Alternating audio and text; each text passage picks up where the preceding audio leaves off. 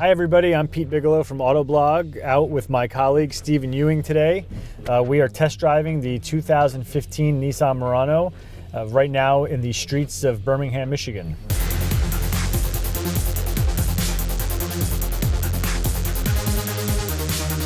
The Murano is our recently added long-term test car, so we'll have this one for a year.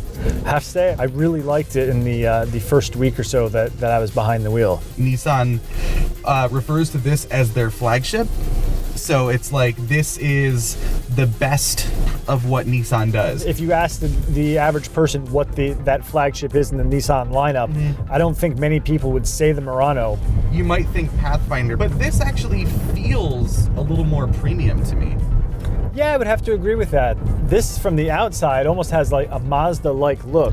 Yeah, I can see that. I can see a little bit of Infinity in it too. But going back to what you said about design, I think that's interesting because the Murano gets features on the outside that the Pathfinder doesn't, like LED tail lamps, LED accents on the headlights, high-intensity xenon headlights. You can't get that stuff on the Pathfinder. If I was going to take a road trip, this would be a car that I would actively seek for that, because I do feel very comfortable.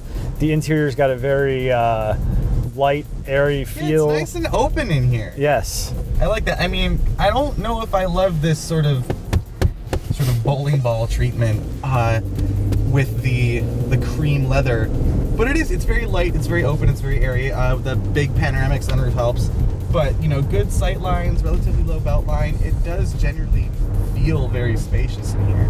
I like what they've done to the interior too. It's a very clean, easy layout. There's still, you know, hard buttons and dials for the air conditioning and heat.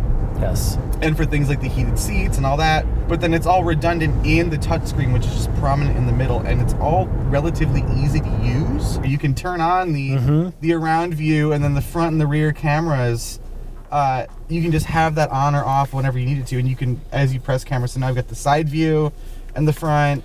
That's cool. I wish more car makers would have the camera button for all-purpose driving. There's a lot of times where I want to see something, and I find myself, I have to put the car in reverse just so I can get the camera on. Yeah. And it's like, I shouldn't have to do that. I should just be able to turn it on with a button. And completely agree. I think Nissan really nailed that. It's just a hair under 44 grand, which is pretty reasonable, I think. And in the week I had this, I averaged 23 miles a gallon and a mixture of city and highway driving. It's not terrible. It's not terrible.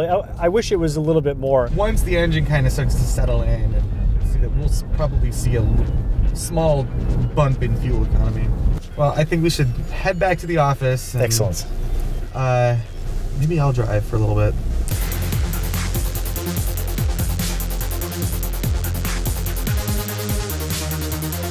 So I mean, I have to say, the Murano, for all it is, very comfortable, it's very luxurious, it looks good, it drives well, and it's, you know, it's packed with all of Nissan's latest and greatest stuff. I really think we're going to enjoy it over the course of a year in the fleet. What do you think?